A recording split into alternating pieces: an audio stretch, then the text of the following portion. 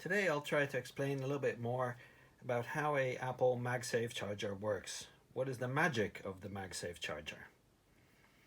We have an original Apple MagSafe charger, as witnessed by the terrible cable. It is authentic. We have a CMI Zapper MagSafe charger tester, and let me connect it up and show you. I've plugged in the MagSafe charger and we connect it to the tester. Zoom in a little bit.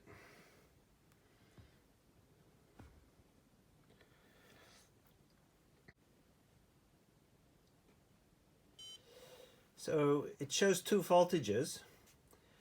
The voltage on the left is the voltage when the charger is on, but the voltage on the right is the voltage when the charger is off. A normal charger will supply power all the time, as do the cheap Chinese copies. Normally, if you want to turn your power supply off, it would have a little switch, but these Apple things do not have a switch. They turn on and off magically. I'll try to explain what happens to the power that comes from the charger as it makes its way through the Mac to reach the ISL charger chip. As an example, we'll look at the MacBook Air A1466, but in most Macs it works the same, except that in the MacBook Air, a part of the circuit is on the left I/O board. In all other Macs, everything is on the motherboard. But the functionality is exactly the same. In the MacBook Air, this is the left I/O board. Some people call it the DC-in board, but it's the same thing. There's the plug, the MagSafe plug, where the MagSafe charger connects to, and there's a whole bunch of impressive looking circuitry, and here it continues. The second part, it comes into the motherboard here. There's more complicated circuits, and then it reaches the ISL charging circuit, which looks even more complicated. It goes through a double FET for the inverse protection. Here's the ISL charger chip that controls the whole circuit. The double MOSFETs for the buck converter, and in the end it makes PP bus G3 hot, which is the main power rail the whole machine runs off. Part of this also goes to the battery, which is the bit here. With this MOSFET, the ISL can decide to charge the battery or not.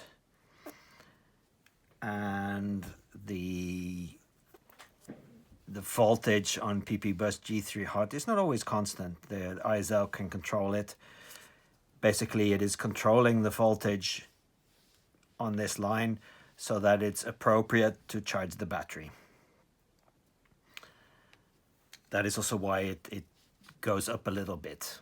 Yeah, initially it is at a certain level, and the SMC talks to the battery, and once it is happy that the battery is good, then it increases the voltage on this line a little bit so that it actually becomes higher than the battery voltage, and it starts charging the battery.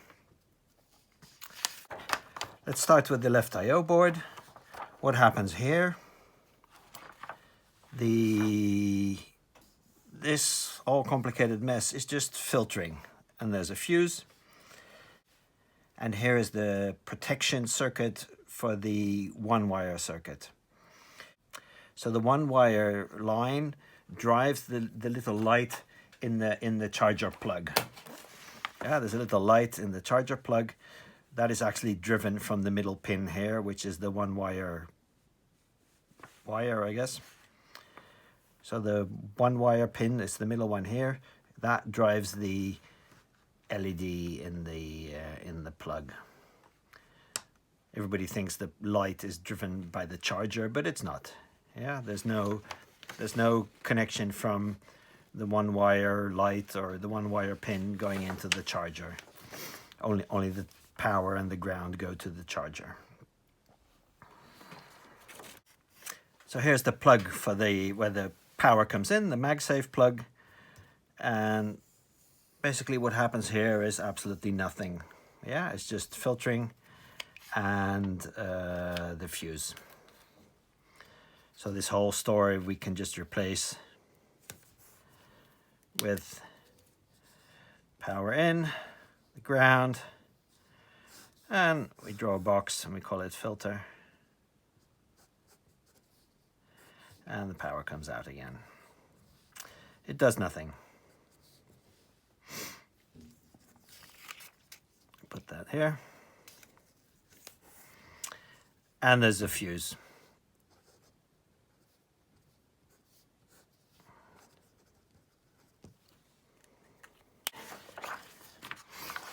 Now let's look at the ISL circuit. And we'll also redraw it on a post-it note.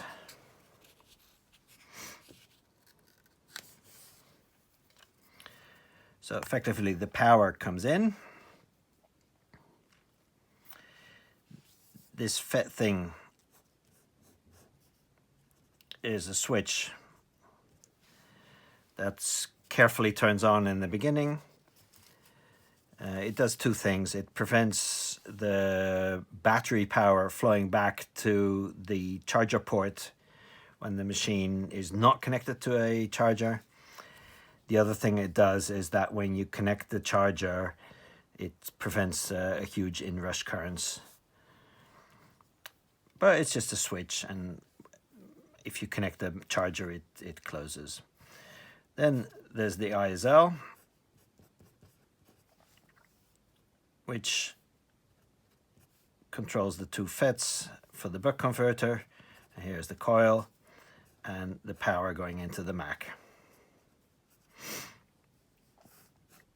And there's a lot of capacitors here. The ISL checks if it is happy about the charger voltage. So on the left here you see a resistor divider, which would be here in our circuit, resistor, and that goes to the ground. And the middle point for the resistor divider goes to the ISL, and it's what is used to make the AC-OK line. The ISL is using it to see if the charger voltage, it has to reach a certain point before the ISL wakes up and comes into action. So this AC-OK line is very important.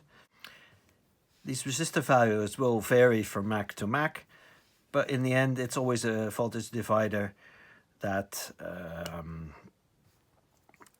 it has to give about 3 volts here for the ISL to be happy and to start working.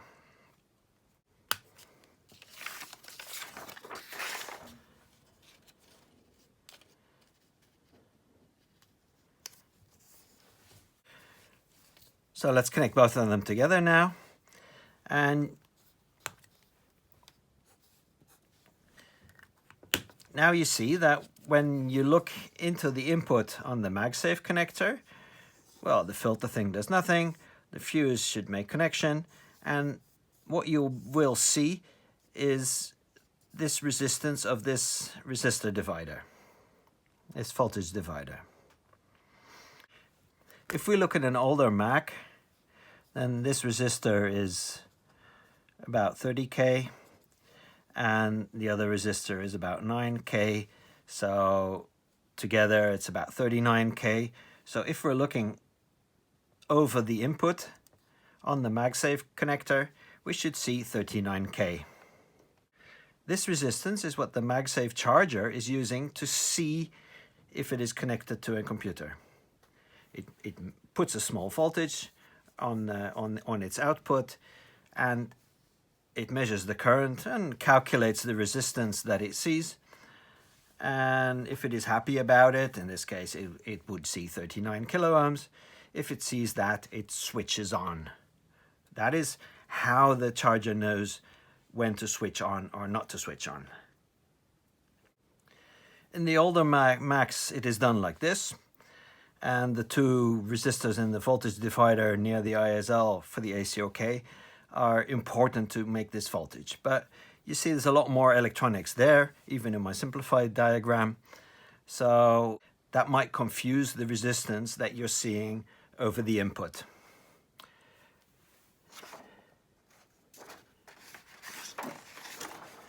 So in the MacBook Air, they added something extra, and in the later models as well. So from about 2013 onwards, I guess, they changed the circuit a little bit and they added this bit here, which is a MOSFET, which works like a switch, and a single resistor, which is across the input.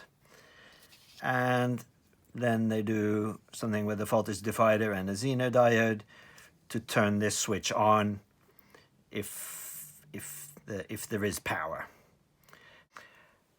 So in the beginning, when you connect the MagSafe charger, the charger is not supplying power. It is still thinking about whether to turn on or not. This MOSFET will be open, so it's not conducting, and the charger will only see this resistor. Once the charger has switched on, this voltage will increase, the MOSFET will close, and all the power will be passed into the rest of the circuit. So we can redraw this as well. We have the power coming in here. We have this resistor going to ground. We have the MOSFET, which is a switch. And this goes into the rest of the circuit. It's a resistor, Zener diode. And this turns the switch. In this particular model, this resistor is 68K.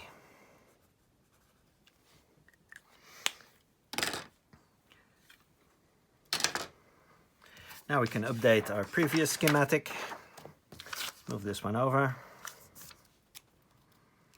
and insert our switch.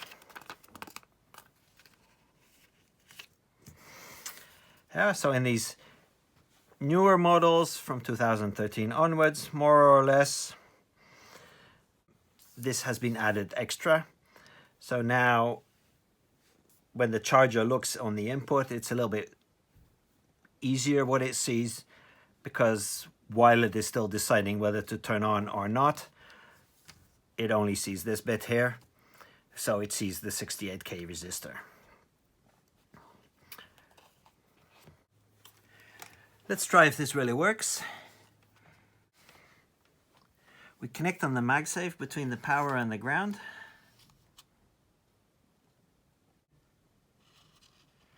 And we see 68 kilo ohm, which is exactly our 68 kilo ohm resistor there. So I'm not making this up. Let's do the same on an older model.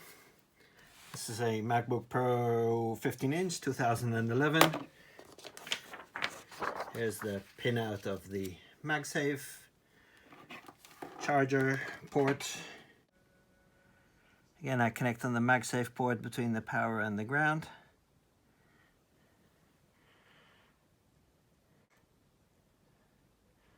And now we get 39 kilo ohms.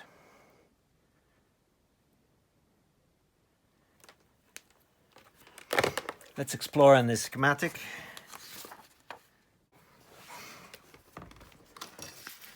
When we look at our original schematic, in the older model, this bit is not there, so forget that.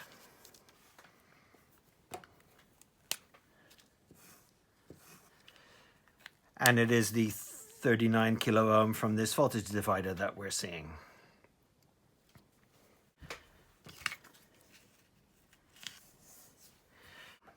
In both cases, the resistance that the charger is seeing across its output is what is causing it to turn on. Now you might wonder, what is this deal with 39 kilo ohms and 68 kilo ohms? that is actually what Apple is using to smell what kind of charger the MacBook wants. This is not written anywhere, but from the looks of it, 39 kilo ohms seems to imply that the computer is happy with a 65 watt charger. The 68 kilo ohms seems to imply that the computer is happy with a 45 watt charger. And if you take a MacBook Retina 15-inch with a GPU, which takes more power, and they are shipped with a 85 watt charger, if you measure the resistance across those, it's actually 20 kilo ohms. I will show you that as well. It's a MacBook Pro 15-inch.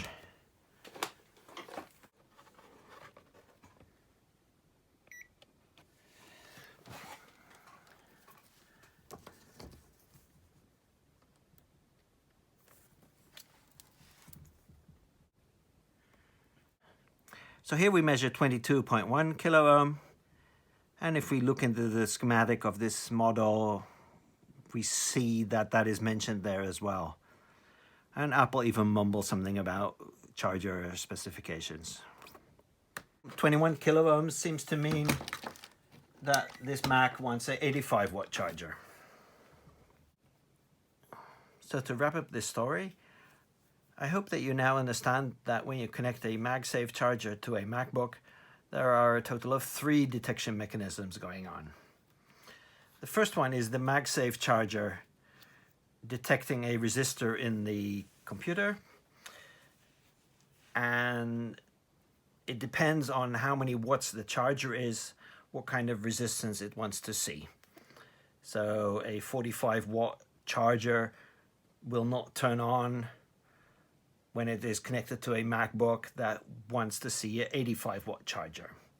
But an 85 watt charger will turn on even if it's connected to a MacBook Air that only asks for 45 watts.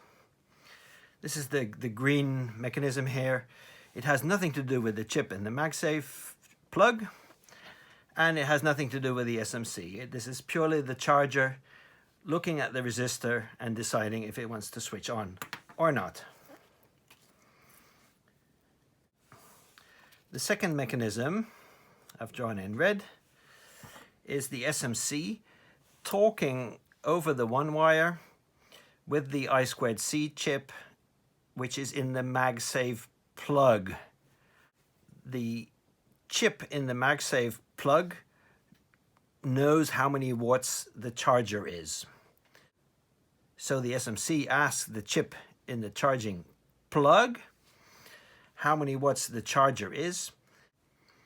The SMC uses that information to automatically boot the Mac when you connect the charger.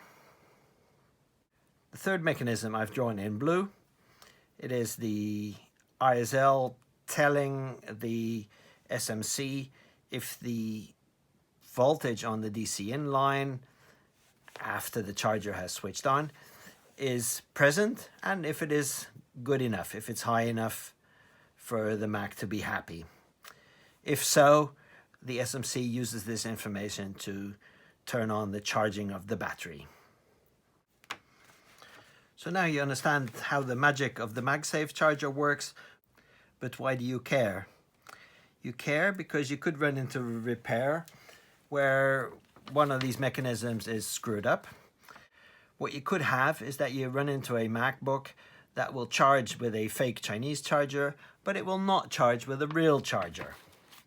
In that case, then you'll probably have a problem with this resistor.